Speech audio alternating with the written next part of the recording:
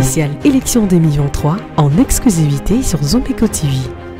Une tribune qui vous est offerte pour parler de vous et de vos ambitions politiques. Candidat député, candidat président, vous êtes le bienvenu sur Zomeko TV. Pour votre participation, contactez-nous au 097 029 82 72. Spéciale élection 2023, le fauteuil est à vous. Merci de nous recevoir chez vous et bienvenue à ce nouveau numéro de votre émission exclusive. On parle ici de la campagne électorale 2023, ce plateau spécial qui reçoit pour vous plusieurs figures qui défilent depuis un bon moment. Aujourd'hui, nous avons le privilège et même le luxe de recevoir pour vous M. Godempoy. Il est président de l'Assemblée provinciale de Kinshasa, mais aussi candidat député pour la circonscription de la Funa, mais aussi Lingwala. On parle du numéro 56 et numéro 46. Et Bandalungwa rectificatif. Avec lui, nous allons échanger d'abord et avant tout, on va renverser la pyramide pour parler des 5 raisons majeures, peut-être même plus, qui pousseraient aux Congolais de voter pour le président de la République, Félix-Antoine Tshisekedi Tshilombo. Il en sait quelque chose, mais aussi pourquoi devons-nous, nous Congolais, nous de la Funa, de Bandalungwa, pourquoi devons-nous voter Godempoy? Monsieur Godempoy, bienvenue. Merci beaucoup, Guy. Alors, on va commencer avec une question simple. Aujourd'hui, Félix-Antoine Tshisekedi revient pour négocier une deuxième mandature. On va d'abord commencer par faire une autopsie générale de la première mandature. Certains observateurs, au regard des discours et même des promesses faites lors de son investiture, disent qu'il a réussi qu'à 25% toutes les promesses tenues. Votre réaction? D'abord, je voudrais apporter certaines précisions. Les programmes des chefs d'État ne s'évaluent pas à l'aune de ses propos, mais ils s'évaluent par rapport à son programme de gouvernement. Pour ceux qui suivent un peu très attentivement l'évolution de la vie nationale de notre pays, ils vont constater qu'il y a des faites, il y en a qui n'ont pas été faites. Mais ce qui pose problème, c'est la méthode utilisée pour faire cette évaluation. C'est ainsi que lorsque vous êtes dans des grandes écoles de gouvernance, il y a un cours qu'on appelle l'analyse des politiques publiques.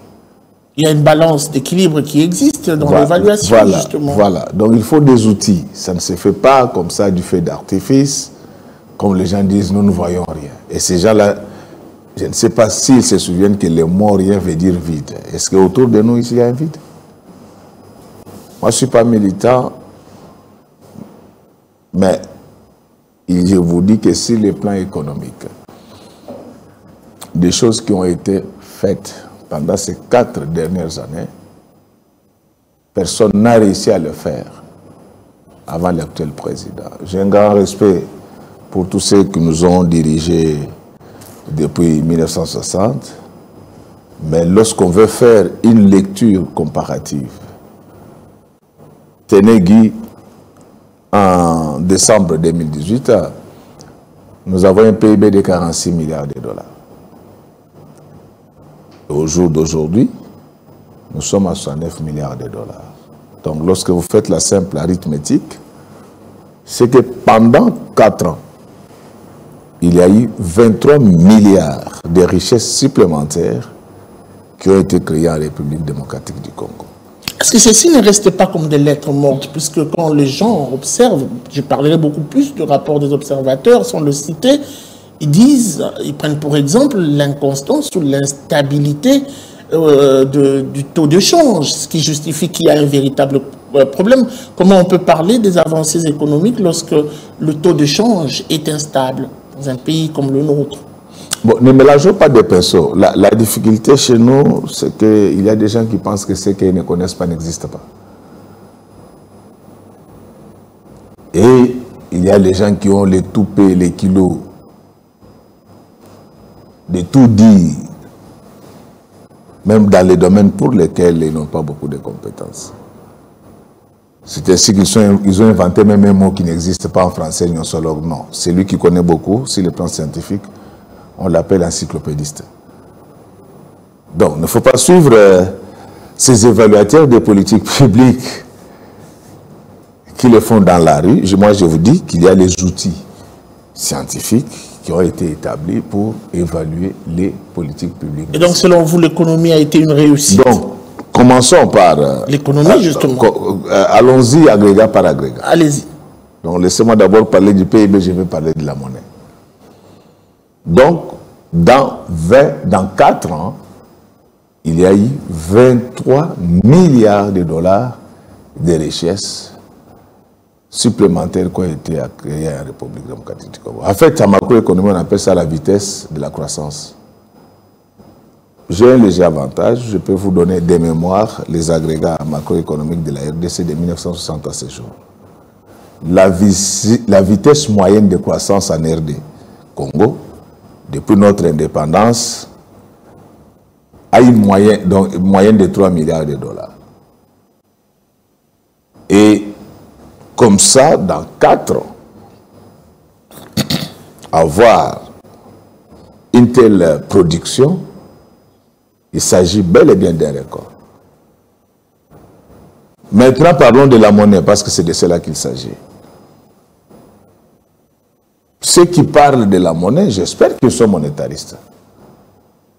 Parce que tous ceux qui ont fait des études de monnaie, ils connaissent qu'en République démocratique du Congo, il y a les facteurs perturbateurs de la monnaie congolaise. Nous avons les facteurs perturbateurs d'ordre économique qui découlent en fait de la structure extravertie de notre économie. C'est pour dire que lorsque vous êtes un État qui a ces talons d'Achille, peu de production à l'intérieur. Même si vous amenez Joe Biden ici, il ne va pas maîtriser la monnaie. Pourquoi? Parce que ça crée un entonnoir qui fait que tout ce qu'il y a comme déchets sur le plan de la mondialisation, ça finit par nous atteindre facilement. Deuxième facteur perturbateur, c'est le facteur perturbateur d'ordre monétaire. Et nous qui sommes là aujourd'hui, et ceux qui ont géré depuis 1960, vous tiendrez compte de la longévité du ou des mandats des uns et des autres. Personne n'a pensé à mettre fin à la surabondance de l'économie informelle.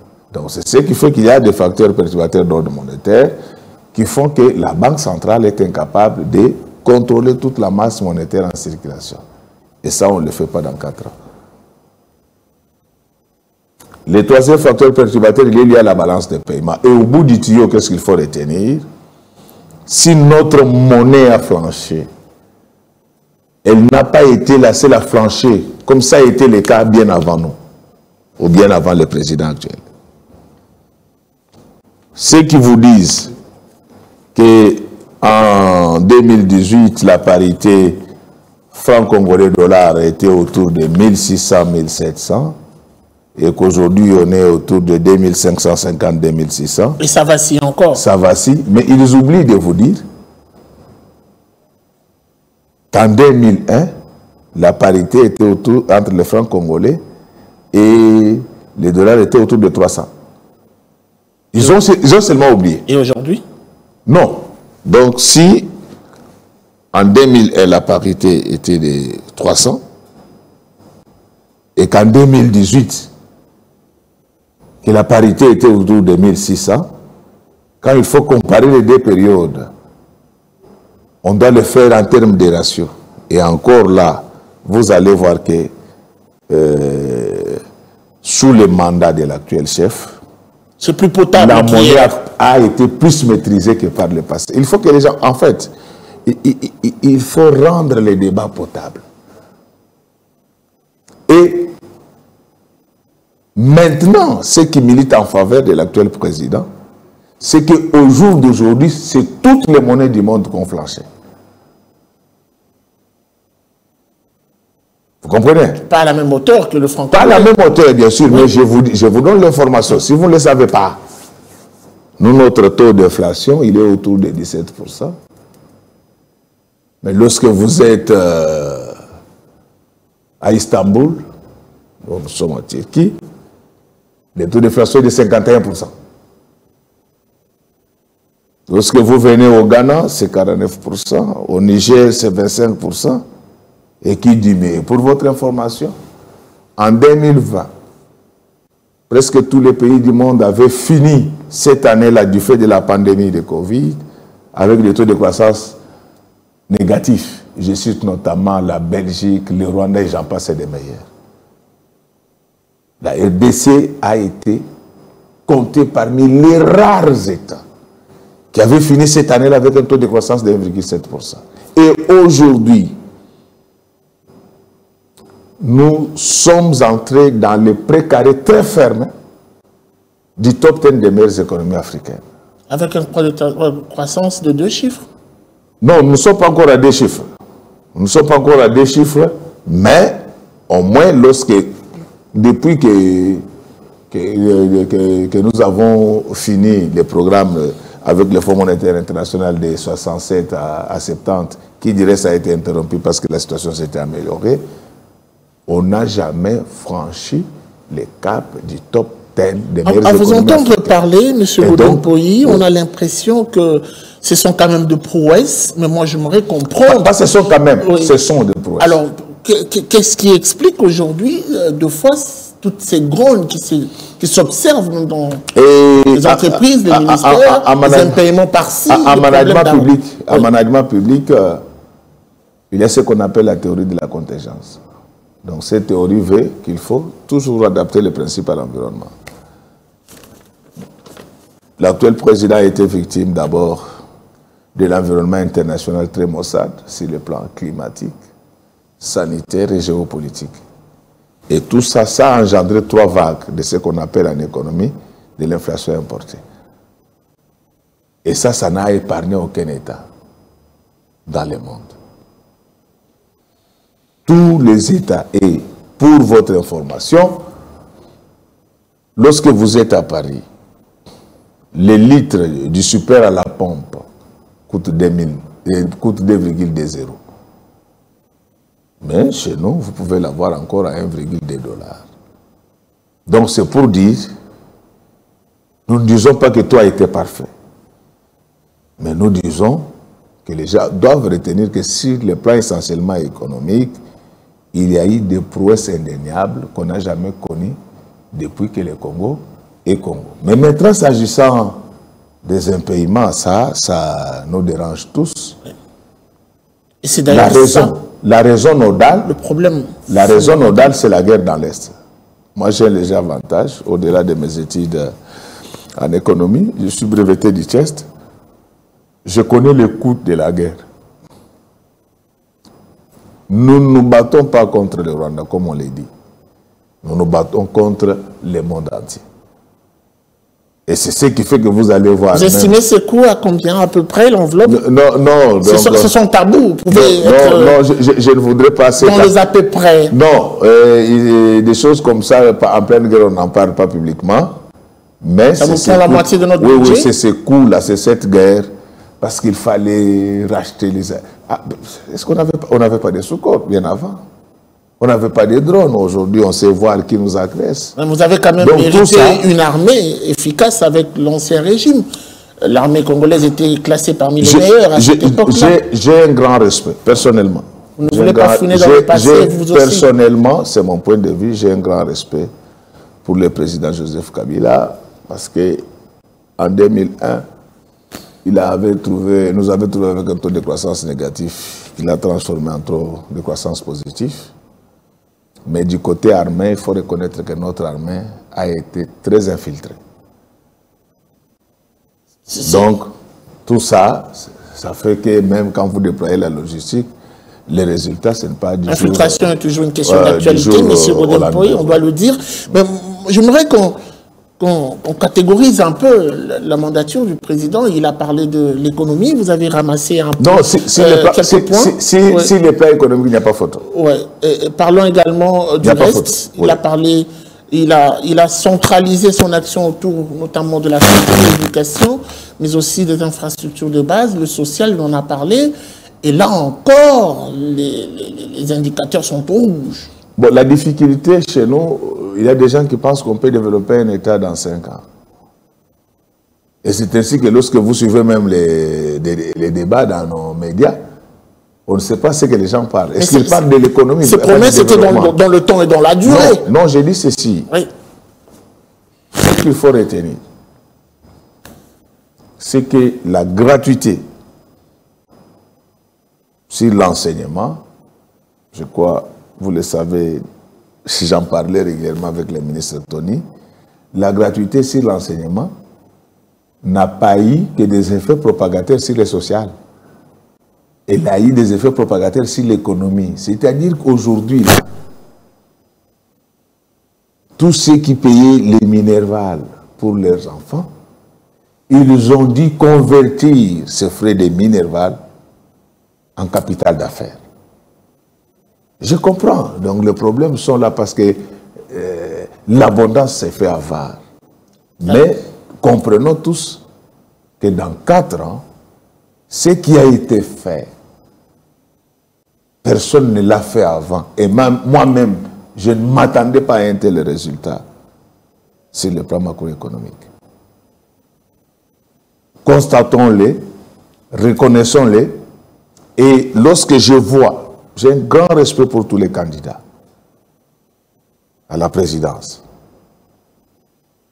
Ceux qui ont travaillé avant l'actuel président, nous connaissons comment ils ont travaillé. Ils avaient fourni beaucoup d'efforts, mais ils n'ont pas atteint les niveaux de résultats de l'actuel président. Ceux qui viennent de candidater maintenant et qui n'avaient jamais été dans l'action publique, je pense qu'ils doivent encore apprendre un peu pendant les 5 ans qui viennent, parce que nous ne voulons plus reculer. Le pays a déjà pris une allure, préservons cette allure, tous ensemble, pour l'avancement. On va y aller avec des exemples concrets. Oui. Je vais parler de l'insécurité dans l'Est de la République démocratique du Congo. Jusque-là, les choses s'enlisent. Ça fera plus de 4 ans que le discours n'a pas changé. Nous voulons négocier, sans pour autant mettre en place une stratégie efficace telle qu'attendue par les Congolais, si ce n'est que de manière, voilà, par ricochet, l'intervention de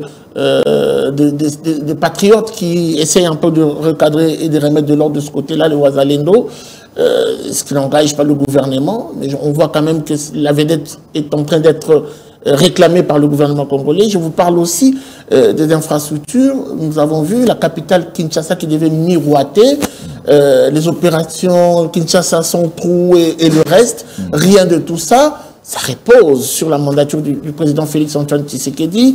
L'opération ou la facilitation dans l'accouchement qui a été lancée, encore une promesse qui a du mal à prendre de la mayonnaise.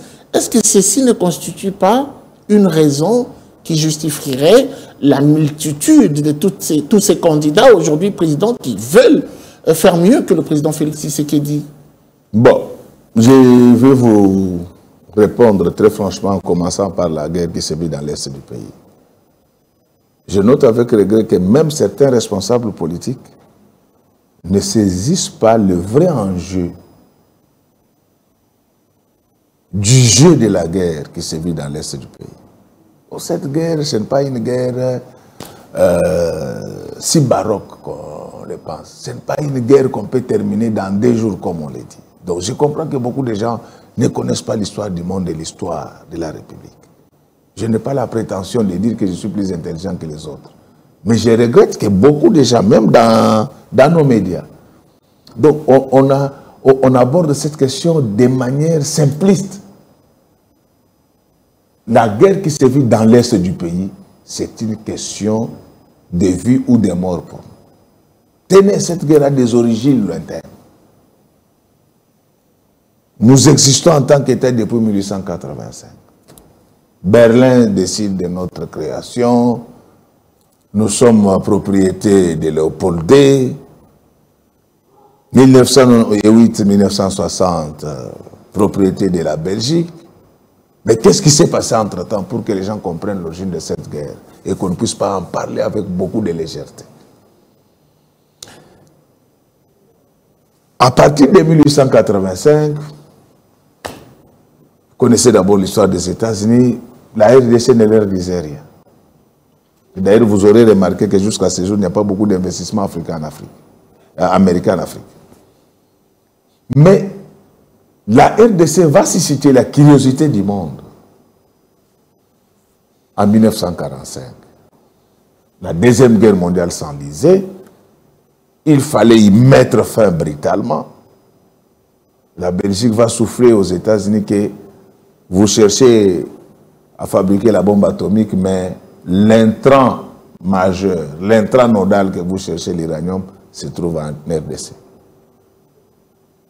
On apporte de l'uranium, c'était la fin de la Deuxième Guerre mondiale. C'est depuis cette année-là que la RDC s'est retrouvée au centre d'un grand complot international. Les États-Unis vont créer ce qu'on a appelé à son temps la Troïka, France, Belgique, États-Unis. En fait, la Belgique et la France, c'était des sous-traitants. Parce que la Belgique avait dit, avec un tel minerai, ce pays est trop stratégique, il faut les surveiller. Mais après notre indépendance, le premier ministre Lumumba avait des velléités communistes. C'est à ce moment-là que les États-Unis sont intervenus pour nous imposer le maréchal Mobutu. On ne nous avait pas imposé le maréchal Mobutu parce qu'on nous aimait. Il faut vraiment avoir... Donc, la gestion publique exige une bonne dose. Et donc pour vous, le Congo n'a jamais été souverain. Je vous explique. Et jusque ce matin, nous sommes encore dépendants. C'est pour expliquer à ceux qui prennent cette guerre-là comme un jeu d'enfant, qu'ils comprennent les dessous des cartes. Lorsqu'on se rend compte que Lumumba voulait basculer vers le communisme, on impose le maréchal Mobutu, il va se passer quelque chose en 1986. C'est l'incident de Tchernobyl. Nous sommes en URSS. Lorsqu'il y a eu cet incident de Tchernobyl, c'était en fait le signe d'affaiblissement ou d'épuisement du socialisme. Et en 1989, on va constater que le socialisme a échoué. Et regardez la chronologie des faits. Le socialisme échoue en 1980 et en 1990, on demande à François Mitterrand de tenir le discours, aujourd'hui très célèbre, connu sous le nom du discours de la Bolle. Démocratiser, démocratiser. Et cette démocratisation concernait essentiellement la République des Zaïre. Donc les Américains ont constaté qu'il n'y avait plus de rivalité doctrinale et que le capitalisme l'a emporté. Mobutu n'était plus utile pour eux. Ça, c'est le tableau d'hier. Parlons du tableau d'aujourd'hui. La RDC, c'est ce tableau-là. Fait des amis, il a des alliés. C'est ça qui va vous faire. Ce n'est plus le Congo qui était délaissé. Je comprends que l'État nous fait défaut. Oui. Quand on ne comprend pas cette historicité des faits, on va se livrer à des déclarations du genre « Moi, aujourd'hui, Premier ministre, demain, la guerre prendra fin. » Comme c'est le cas. On l'a entendu avec les candidats. Moi, je ne cite pas les noms des gens. En fait, nous parlons de la RDC, Guy. Nous ne parlons pas de Transco. Votre candidat l'a promis aussi. Nous parlons de la RDC. C'est pourquoi nous demandons toujours aux candidats d'être modestes et de consulter l'université sur les enjeux de la RDC. Donc cette guerre-là, ce n'est pas comme le représente. Du coup, au même moment où on nous demande de démocratiser, on demande à Museveni d'installer les Kagame au Rwanda. Pourquoi? Parce que les Américains, vous voyagez régulièrement, vous le savez, les anglo-saxons ont toujours considéré que les francophones sont moins intelligents. On va donner le vrai pouvoir à Museveni et Kagame pour contrôler l'Afrique centrale, et c'est ça l'origine de cette guerre. Donc, tant qu'on n'a pas réglé ces préalables, il faut se préparer pour une longue, comme M. Laurent Désiré Kabila l'avait dit, une guerre longue et populaire. Mais la bonne nouvelle pour nous, c'est ce sursaut géopolitique de Poutine qui tente encore de réinventer le socialisme sous une autre forme en reconfigurant la géographie politique du monde. là peut-être que les Américains vont lâcher. Donc c'est pour dire que la guerre dans l'Est du pays, ce n'est pas l'affaire de la RDC contre le Rwanda, mais la RDC se bat contre le monde entier. Ce n'est pas prêt d'être fini aujourd'hui. Et ceux qui partent, qui disent qu'ils peuvent la finir c'est de la démagogie. Dans 24... Non, non. Moi, je ne pense pas que ce soit de la démagogie. Je pense qu'ils n'ont pas la bonne information. Vous voyez souvent, même quand on installe les gouvernements ici, les gens viennent te dire, non, nous avons diversifié l'économie. Vous avez déjà vu quelqu'un qui a diversifié l'économie? C'est parce qu'on n'a pas la maîtrise de l'économie congolaise. Parlons de la capitale Kinshasa. Parlons des infrastructures. Maintenant, s'agissant des infrastructures... Les routes... l'image de cette capitale. Non, l'image de cette année... Je ne peux pas défendre l'image de Kinshasa pour cette année. Je crois que vous suivez l'actualité. Vous connaissez le climat qui règne entre moi et l'exécutif et le reste de mes collègues députés. Je ne pouvais pas cautionner ce qui se passe maintenant. Moi, vous voyez les bureaux que vous occupez là au ministère de l'Éduc, c'était notre internat. Moi, je suis un ancien de l'Athénée de Kalina. Quand je vois ce qui se passe sur cette ville, je ne peux pas accepter ça. Et donc le chef de l'État n'a pas de bons collaborateurs. C'est le cas de le dire.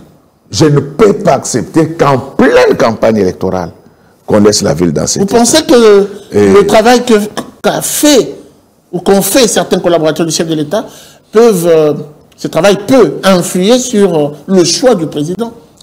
Ça peut impacter négativement. Naturellement, heureusement que nous étions là, et nous sommes là, nous avons déjà fait plus. Pour donner un bilan. Pour donner un bilan. Donc, nous vous avons offert Elengesa, même si je ne suis pas d'accord avec la surfacturation, et je veux voir clair là-dessus. C'est pourquoi je suis candidat à des niveaux. Ok. Elengesa, c'était fait pour connecter le nord de la ville à son sud. Ça, même Léopoldin ne l'a pas fait. Mais vous dénoncez quand même... Mais je suis contre la surfacturation. Une route de 6 km descend pour 20 millions de dollars, ça n'existe nulle part. Ils peuvent vous tromper. Ils peuvent vous tromper, vous, bien sûr. Oh non, il y a la différence entre la réflexion d'une route et la construction d'une route. Ça dépend de la qualité de la route aussi. Ils peuvent vous tromper, vous. Et la durée de vie. J'ai dit ceci. Ils peuvent vous tromper, vous, sans moi. Donc, nous allons aller avec eux jusqu'au bout. Nous allons identifier qui ont été les vrais bénéficiaires de cet argent et nous allons suivre même les résultats financiers à la DG. Depuis un temps... Donc, bref, ce qu'il faut reconnaître, c'est qu'au niveau de la ville de Kinshasa, nous avons fait beaucoup de choses dans peu de temps. Beaucoup de choses dans peu de temps, et c'est ce qu'il faut... Vous avez fait, vous et le gouvernement. Notre bilan, oui, notre bilan reste musclé, mais l'insalubrité et le vol qui s'est installé depuis cette année, moi je ne partage pas cela, et je poursuivrai ces gens jusqu'au bout. Vous êtes en train de soutenir un candidat et certaines personnes lui reprochent d'être dans l'impunité.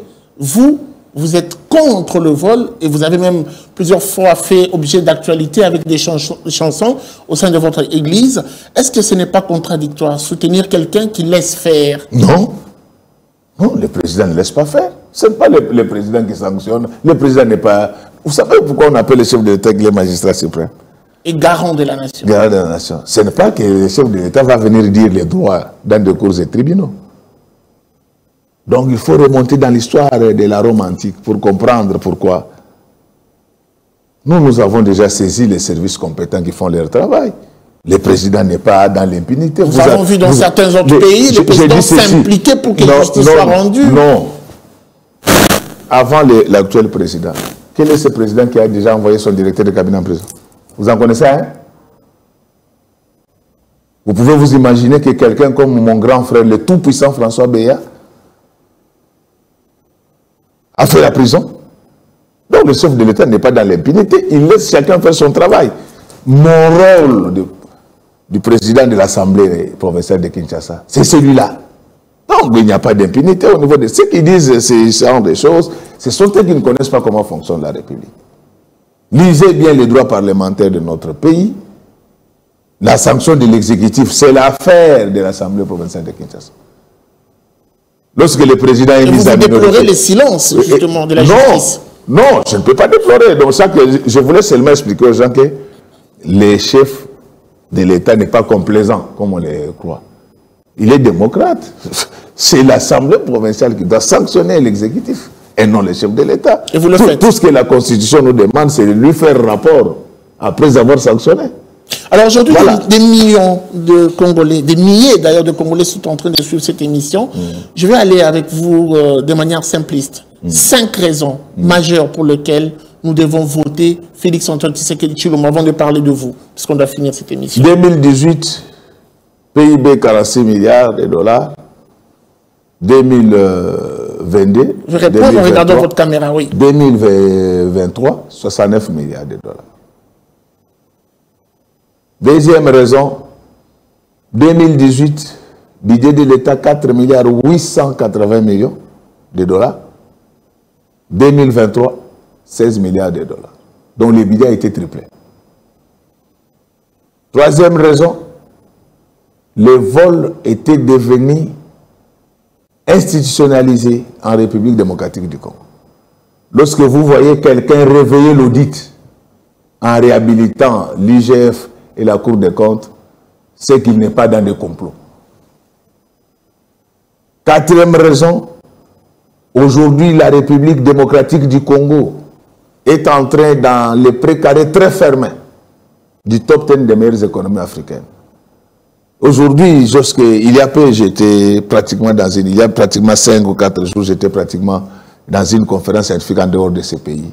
J'étais fier d'être appelé Congolais. Quatrième raison, aujourd'hui, le pays a repris avec la communauté internationale. C'est pour cela que vous devez voter pour le président Fathi. Je ne dis pas que tout ce qu'il a fait est parfait. Mais lorsque je fais la comparaison avec les candidats en face, que je respecte beaucoup, en faisant les classements utiles, du moins par rapport au 26, donc il est le premier de la classe. Je ne dis pas qu'il est le premier de la classe par rapport à la République. Le social, vous n'en parlez pas. Une des raisons majeures. Bon, il n'y a rien à dire là-dessus. Les social a posé énormément de problèmes avec les impayements et consorts, mais dans la plupart des cas, c'était pour défendre la patrie avec la guerre qui sévit dans l'est du pays. Mais le social, c'est aussi cette amélioration en desserte d'eau potable. En 2018, l'alimentation en eau potable en République démocratique du Congo était autour de 25%. Aujourd'hui, nous sommes à 35%. Nous avançons. Aujourd'hui, à ce qui concerne l'électricité, on a augmenté encore de 20%. Donc, on ne dit pas que c'est déjà parfait. Aucun État ne se développe dans 4 ans. Je préfère vous dire que l'Europe, que je connais assez bien, que Guy connaît assez bien, a été construite pendant 400 ans. C'est-à-dire 4 siècles. La Chine, qui se bat depuis 1950, la Chine n'est jamais un État développé. C'est encore un État émergent. Pour toutes ces raisons et tant d'autres, je vous recommande de voter en faveur du président actuel. Les revenus par habitant de la RDC qui était à 550 en 2018, il est aujourd'hui à 690. Donc nous nous rapprochons davantage des États à revenus intermédiaires. La situation politique hier, je parle de votre circonscription, était peut-être plus facile. Vous étiez peut-être, je dois le dire ainsi, très libre de postuler, de gagner suffisamment de voix. Aujourd'hui, tout le monde vote, tout le monde postule, tout le monde, même ceux qui ne doivent pas l'être. Et qu'est-ce qui vous rassure et quelle est la raison principale que Bandalungwa ou Funa votera pour Godem Mpoyi? D'abord, une précision, dit mon ami. On regarde les challengers qui sont face à vous. Je le sais. C'est pas le moindre. Je le sais. On doit le dire. Je le sais. Et je le respecte. Mais je veux vous parler du particularisme de Godem Mpoyi. J'apporte d'abord une précision, j'ai entendu, parce que chez nous, les gens sortent certains sujets de débat, c'est comme si ça sortait du monde des sorciers. J'ai entendu les gens dire, lorsque vous entendez quelqu'un, vous voyez quelqu'un candidater à plusieurs niveaux, c'est de l'égoïsme, voilà un peu des choses comme ça. On ne sait pas là où il ramasse ces choses. Et surtout vous, vous avez Funa et Bandalungwa. On ne sait pas où ces gens ramassent ces choses. Vous ne laissez pas la place aux autres. Est-ce qu'on a empêché à quelqu'un d'autre de faire aussi de la même manière? Mais rentrons dans la science. Je vous ai dit qu'au-delà de l'économie, moi je suis également docteur en sciences politiques. En sciences politiques, on enseigne la gestion des risques politiques. C'est ce qu'on appelle communément la real politique. Au jour d'aujourd'hui, personne ne peut présumer de la suite de ces élections. Personne ne peut vous dire avec assez... Même le président de la République. Vous voyez comment il est en train de mouiller son maillot, sa chemise. Donc, c'est-à-dire que personne n'est sûr de l'emporter par avance. Et c'est dans le cadre de cette gestion des risques qu'on s'est dit, ben, je postule à 2 niveaux. Parce que le destin est entre les mains de Dieu. Ça, c'est sur le plan des sciences politiques et ça s'enseigne à l'école. La peur du vide. Oui. De quel droit nos compatriotes peuvent nous interdire de postuler à plusieurs niveaux? Première erreur. Deuxième erreur. Un état de droit, c'est celui qui n'est fondé que sur le respect de la loi. En droit congolais, aucune disposition légale n'interdit aux Congolais de postuler à plusieurs niveaux.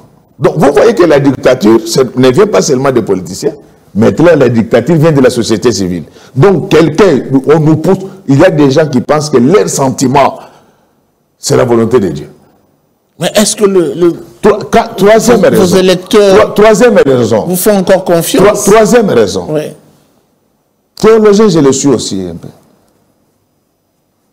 Et même doublement. Lisez Ecclésiaste 11. Ceux qui nous suivent à la télé peuvent lire ces chapitres. Ecclésiaste 11 n'enseigne que la gestion des risques. À son deuxième verset, il dit ceci. Investis dans plusieurs affaires. Car tu ne sais pas quel malheur peut arriver sur la terre. De quoi je m'amène? De quoi je m'amène? Pourquoi on peut décider vraiment de rendre stupide toute la population? Donc, si j'ai candidaté à 2 niveaux, il n'y a pas d'égoïsme. Sur le plan politique, je vous ai dit que c'est juste une gestion des risques. Vous le savez, Guy, en 2018, j'avais candidaté également à Funa et à Bandal. Mais je n'avais pas réussi à Funa. Et pourtant, j'avais fait 13 000 voix. Pendant ce temps, vous avez des députés qui n'avaient fait que 800 voix. Ils étaient en train de vociférer au palais du peuple. Moi, on m'a dit qu'on m'avait enlevé de la liste les jours de la publication. Je ne vais pas croire à ça. Je considère que j'avais échoué. C'est juste la gestion des risques. Nous ne violons pas la loi. Comment des gens peuvent avoir le toupet de corriger Dieu? Dieu nous dit, il faut gérer les risques. Mais vous savez aussi que ça ne dépend pas que de vous. La base également. Est-ce que la base se retrouve encore en vous? Oui, je crois. Vous avez candidaté, c'est une chose. Personnellement, j'ai fait beaucoup de choses. Et ce que moi j'ai fait, personne ne l'a fait avant moi, depuis 1960. Lorsque moi j'arrive à l'Assemblée provinciale de Kinshasa, le vol était devenu institutionnalisé ici. On a eu même une autorité qui disait que Yibanda Moutikandam. Et vous êtes témoin de l'histoire. J'ai envoyé des gens en prison et ils ont purgé leur peine.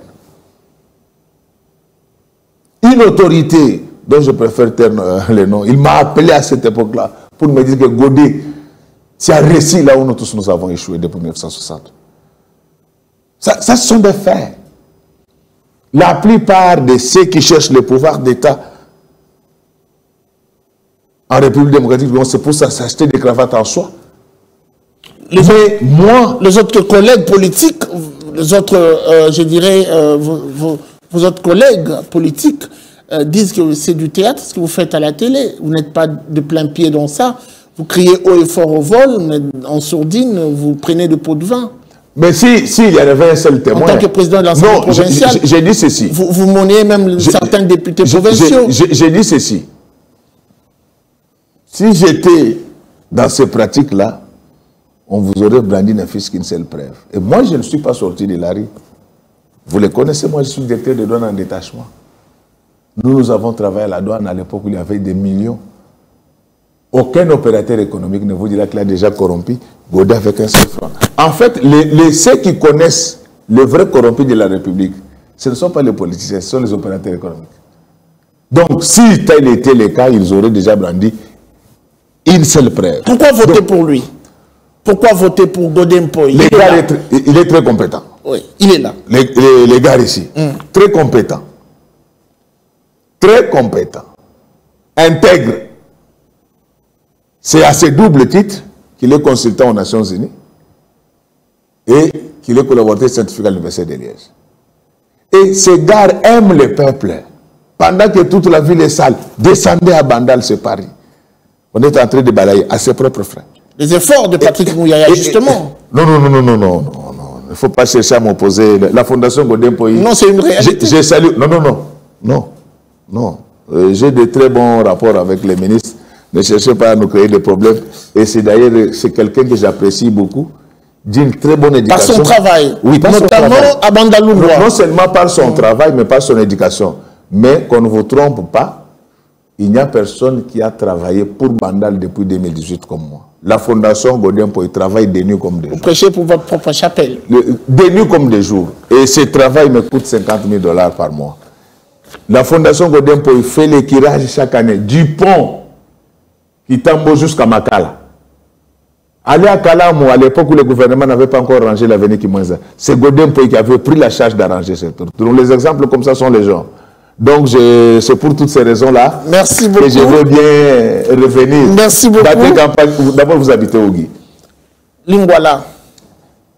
Vous êtes fait enrôler où? Justement où j'habite. Ah, vous n'êtes pas intéressant pour moi. Débattez quand même campagne à ma faveur. Merci beaucoup. Ne cherchez pas à m'opposer au ministre Patrick. C'est quelqu'un que j'apprécie beaucoup, d'une éducation exceptionnelle. Donc, je les salue d'ailleurs en passant. Merci beaucoup, Monsieur Godin Poyi. Mais, depuis 2018, il n'y a personne qui a travaillé pour Bandal comme moi. Et les Kinois disent, les Ndalois disent ceci. Depuis Bandal et Salama et Tigala Okomba Mate, Godin Moutakomba. Et donc, pour vous, si vous échouez, ça sera une rage politique? Non, non, c'est la vie politique. Ça, c'est la vie politique. Donc, c'est-à-dire que maintenant, moi, j'ai fait ce qu'il fallait. J'attends le feedback de la population. Merci beaucoup. Mais il faut me soutenir. Merci beaucoup. Vous êtes un grand média, il faut me soutenir. Très bien. Je pense qu'on a fini pour aujourd'hui. Merci beaucoup. C'est moi qui vous remercie, mais je suis... Un mot sur Zumeko. Je vais amener le président de l'INPC Kinshasa, GMK, ici. Je vois qu'il y a de plus en plus des rivaux en tant que média, bien sûr. Et il doit faire très attention pour garder sa position de leadership. Mais bravo, Éric Tchoukouma, l'honorable. Et on a besoin de gens comme ça. Et ça rentre dans les capitales physiques de la RDC. Je regrette, je pouvais me faire accompagner de quelques amis belges. Et prochainement, je vais le faire pour qu'ils voient que le Congo, ce n'est toujours pas ce qu'ils voient dans leurs médias. Merci. Et ça, c'est la jeunesse qui fait des choses comme ça. Merci beaucoup. On a compris, votre candidat, c'est le numéro 20 à la présidentielle. Et vous-même, vous êtes candidat à la FUNA 56 et Bandaloungwa. Mon candidat, c'est le numéro 20 à la présidentielle. Bon, il y a des gens, il y a quelqu'un qui m'a dit, mais on a vu sur vos affiches, il n'y a pas l'image du chef. Mais ça, ce n'est pas nous. On donne, le communiqué est sorti 3 jours après le début des campagnes. À qui la faute? Voilà. Donc nous, on avait déjà imprimé nos affiches, mais tout le monde sait que Godé soutient l'actuel président. S'il avait mal travaillé, je n'allais pas le soutenir. On reviendra avec vous, on reviendra sur vous avec plus de détails. C'était un plaisir d'être avec vous sur ce plateau. Merci surtout de votre disponibilité. Merci à vous de nous avoir suivis. C'était donc votre émission, plateau spécial, élection 2023. La suite, c'est avec un autre candidat, puisque le fauteuil est à vous. Au revoir et à très vite. Spécial élection 2023 en exclusivité sur Zomeko TV. Une tribune qui vous est offerte pour parler de vous et de vos ambitions politiques. Candidat député, candidat président, vous êtes le bienvenu sur Zomeko TV. Pour votre participation, contactez-nous au 097 029 82 72. Spécial élection 2023, le fauteuil est à vous.